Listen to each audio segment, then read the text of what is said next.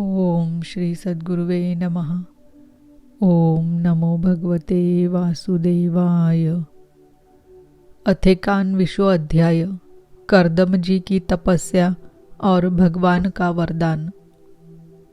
विदुर जी ने पूछा, भगवान, स्वयंभू मनु का वंश बड़ा आदरणीय माना जाता है। उसमें मैथुन धर्म के द्वारा प्रजा की वृद्धि हुई थी। अब आप मुझे उसी की कथा सुनाइए। ब्रह्मन, आपने कहा था कि स्वयंभू मनु के पुत्र प्रियव्रत और उत्तानपाद ने 7 द्वीपों वाली पृथ्वी का धर्मपूर्वक पालन किया था तथा उनकी पुत्री जो देवहूति नाम से विख्यात थी, कर्दम प्रजापति को ब्याही गई थी।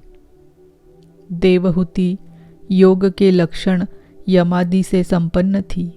उससे महायोगी कर्दम जी ने कितनी संतानें उत्पन्न की, वह सब प्रसंग आप मुझे सुनाइए। मुझे उसके सुनने की बड़ी इच्छा है। इसी प्रकार भगवान रुचि और ब्रह्मा जी के पुत्र दक्ष प्रजापति ने भी मनु जी की कन्याओं का पाणी ग्रहण करके उनसे किस प्रकार क्या क्या संतान उत्पन्न की, यह सब चरित भी मुझे सुनाइए। मैत्रेय जी ने कहा, विदुर जी, जब ब्रह्मा जी ने भगवान कर्दम को आज्ञा दी कि तुम संतान की उत्पत्ति करो, तो उन्होंने 10,000 वर्षों तक सरस्वती नदी के तीर पर तपस्या की। वे एकाग्र चित्त से प्रेम पूर्वक पूजनोपचार द्वारा शरणागत वरदायक श्री हरि की आराधना करने लगे। तब सत्ययुग के आरंभ में कमल नयन भगवान श्री हरि ने उनकी तपस्या से प्रसन्न होकर उन्हें अपने शब्द ब्रह्ममय स्वरूप से मूर्तिमान होकर दर्शन दिए। भगवान की वह भव्य मूर्ति सूर्य के समान तेजोमयी थी। वे गले में श्वेत कमल और कुमुद के फूलों की माला धारण किए हुए थे। मुख कमल नीली और चिकनी अलकावली से सुशोभित था। वे निर्मल वस्त्र धारण किए हुए थे। सिर पर झिलमिलाता हुआ सुवर्णमय मुकुट, कानों में जगमगाते हुए कुंडल और कर कमलों में शंख चक्र गदा आदि आयुध विराजमान थे। उनके एक हाथ में क्रीड़ा के लिए श्वेत कमल सुशोभित था। प्रभु की मधुर मुस्कान भरी चितवन चित्त को चुराए लेती थी। उनके चरण कमल गरुड़ जी के कंधों पर विराजमान थे तथा वक्षस्थल में श्री लक्ष्मी जी और कंठ में कौस्तुभ मणि सुशोभित थी। प्रभु की इस आकाश स्थित मनोहर मूर्ति का दर्शन करके कर्दम जी को बड़ा हर्ष हुआ, मानो उनकी सभी कामनाएं पूर्ण हो गई। उन्होंने सानंद हृदय से पृथ्वी पर सिर टेक कर भगवान को साष्टांग प्रणाम किया और फिर प्रेम प्रवण चित्त से हाथ जोड़कर सुमधुर वाणी से वे उनकी स्तुति करने लगे। कर्दम जी ने कहा, स्तुति करने योग्य परमेश्वर, आप संपूर्ण सत्व गुण के आधार है।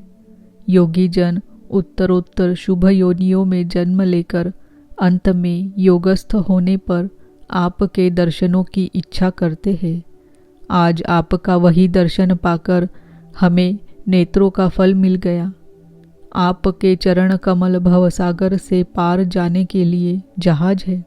जिनकी बुद्धि आपकी माया से मारी गई है, वे ही उन तुच्छ क्षणिक विषय सुखों के लिए जो नरक में भी मिल सकते हैं, उन चरणों का आश्रय लेते हैं। किंतु स्वामीन, आप तो उन्हें वे विषय भोग भी दे देते हैं। प्रभु, आप कल्प वृक्ष है। आपके चरण समस्त मनोरथों को पूर्ण करने वाले हैं। मेरा हृदय काम कलुषित है।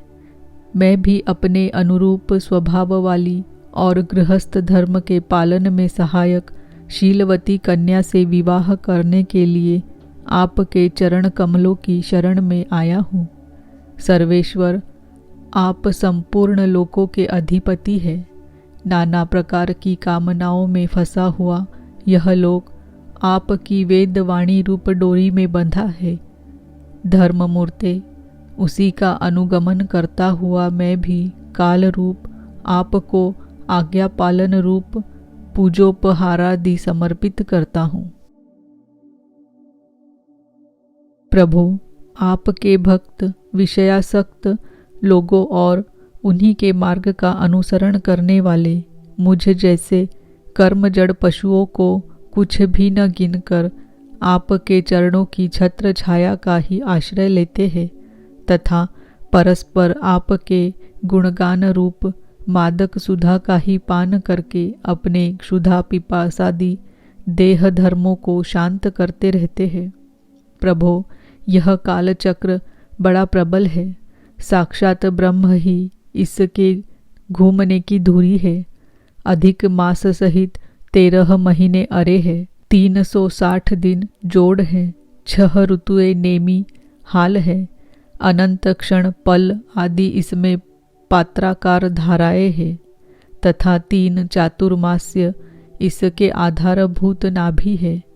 यह अत्यंत वेगवान संवत्सर रूप कालचक्र चराचर जगत की आयु का छेदन करता हुआ घूमता रहता है, किंतु आपके भक्तों की आयु का ह्रास नहीं कर सकता।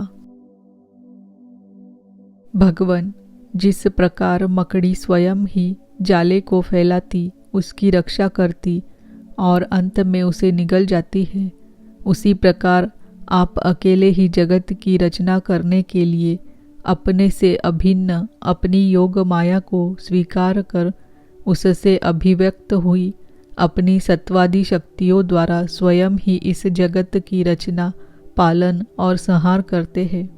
प्रभो, इस समय आपने हमें अपनी तुलसी माला मंडित माया से परिच्छिन्न सी दिखाई देने वाली सगुण मूर्ति से दर्शन दिया है।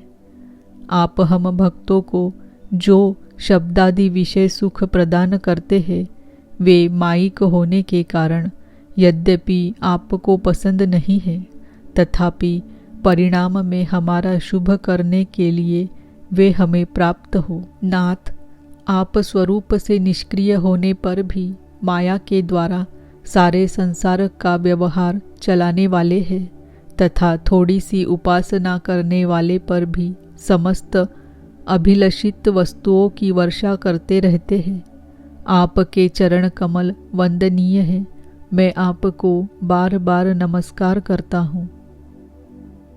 मैत्रेय जी कहते हैं, भगवान की भौहें प्रणय मुस्कान भरी चितवन से चंचल हो रही थी।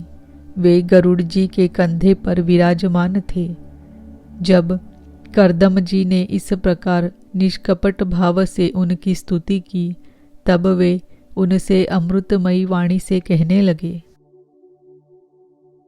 श्री भगवान ने कहा, जिसके लिए तुमने आत्मसंयमादि के द्वारा मेरी आराधना की है, तुम्हारे हृदय के उस भाव को जानकर मैंने पहले से ही उसकी व्यवस्था कर दी है।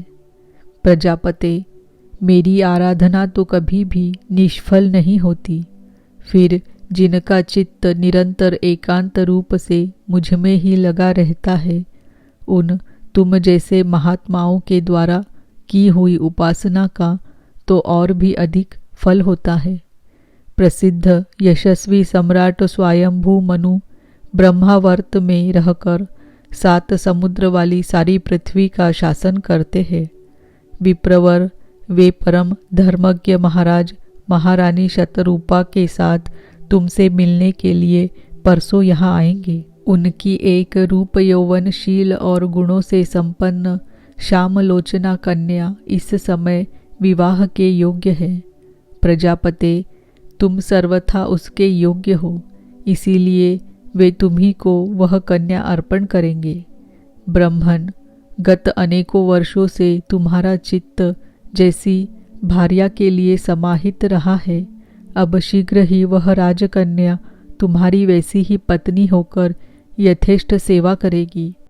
वह तुम्हारा वीर्य अपने गर्भ में धारण कर उससे 9 कन्याएं उत्पन्न करेगी और फिर तुम्हारी उन कन्याओं से लोक रीति के अनुसार मरीचि आदि ऋषिगण पुत्र उत्पन्न करेंगे।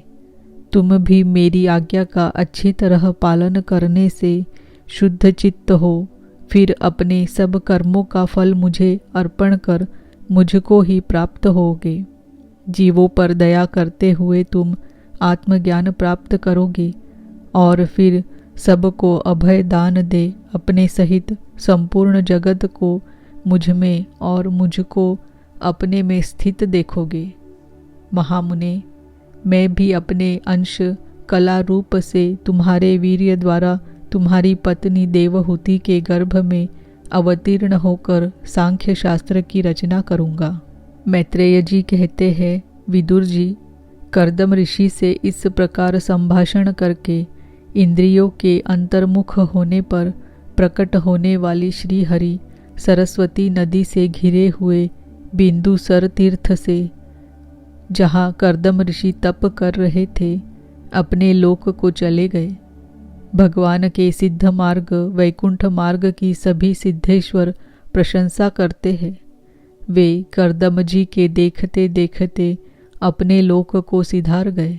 उस समय गरुड़ जी के पक्षों से जो साम की आधारभूता ऋचाएं निकल रही थी, उन्हें वे सुनते जाते थे।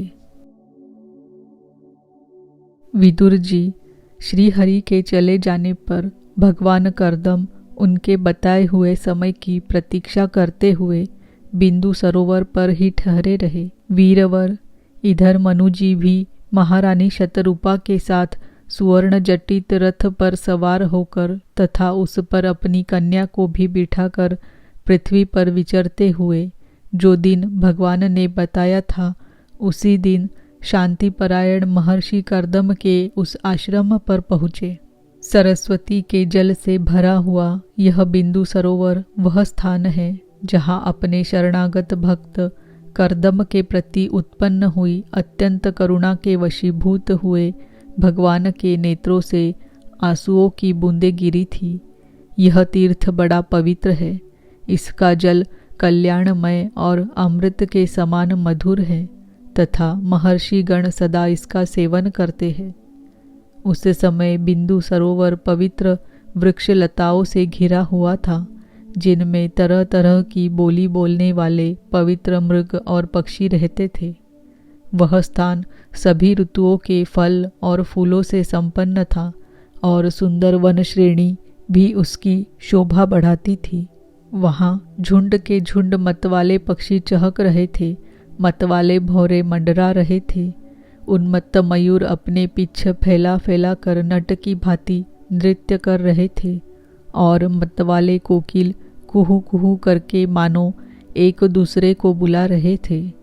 वह आश्रम कदम्ब, चंपक, अशोक, करंज, बकुल, असन, कुंद, मंदार, कुटज और नए नए आम के वृक्षों से अलंकृत था।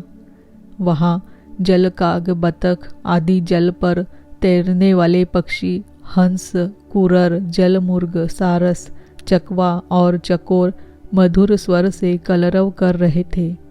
हरिण, सुअर, स्याही, नीलगाय, हाथी, लंगूर, सिंह, वानर, नेवले और कस्तूरी मृग आदि पशुओं से भी वह आश्रम घिरा हुआ था। आदिराज महाराज मनु ने उस उत्तम तीर्थ के कन्या के सहित पहुंचकर देखा कि मुनिवर कर्दम अग्निहोत्र से निवृत्त होकर बैठे हुए हैं। बहुत दिनों तक उग्र तपस्या करने के कारण वे शरीर से बड़े तेजस्वी दिख पड़ते थे तथा भगवान के स्नेहपूर्ण चितवन के दर्शन और उनके उच्चारण किए हुए कर्णामृत रूप सुमधुर वचनों को सुनने से इतने दिनों तक तपस्या करने पर भी वे विशेष दुर्बल नहीं जान पड़ते थे। उनका शरीर लंबा था, नेत्र कमल दल के समान विशाल और मनोहर थे, सिर पर जटाएं सुशोभित थी और कमर में चीर वस्त्र थे।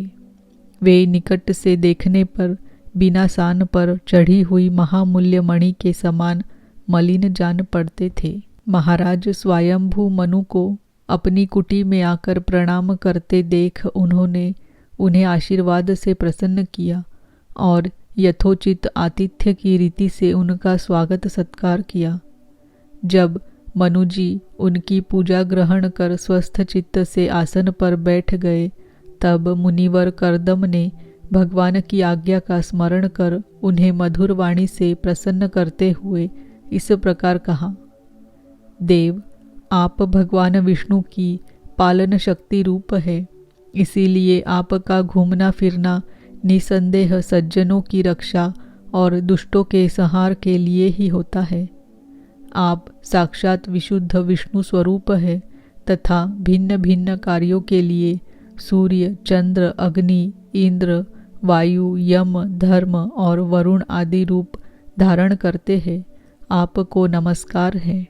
आप मणियों से जड़े हुए जयदायक रथ पर सवार हो अपने प्रचंड धनुष की टंकार करते हुए उस रथ की घरघराहट से ही पापियों को भयभीत कर देते हैं और अपनी सेना के चरणों से रौंदे हुए भूमंडल को कपाते अपनी उस विशाल सेना को साथ लेकर पृथ्वी पर सूर्य के समान विचरते हैं।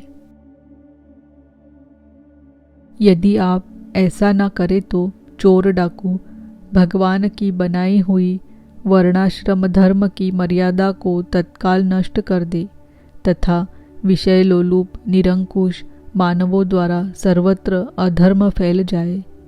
यदि आप संसार की ओर से निश्चिंत हो जाए तो यह लोक दुराचारियों के पंजे में पड़कर नष्ट हो जाए। तो भी वीरवर, मैं आपसे पूछता हूँ कि इस समय यहाँ आपका आगमन किस प्रयोजन से हुआ है। मेरे लिए जो आज्ञा होगी उसे मैं निष्कपट भाव से सहर्ष स्वीकार करूँगा। इति श्रीमद्भागवते महापुराणे पारमहंस्यां संहितायां तृतीयस्कन्धे एकनविंशोऽध्यायः। ओम नमो भगवते वासुदेवाय। ओम नमो भगवते वासुदेवाय। ओम नमो भगवते वासुदेवाय।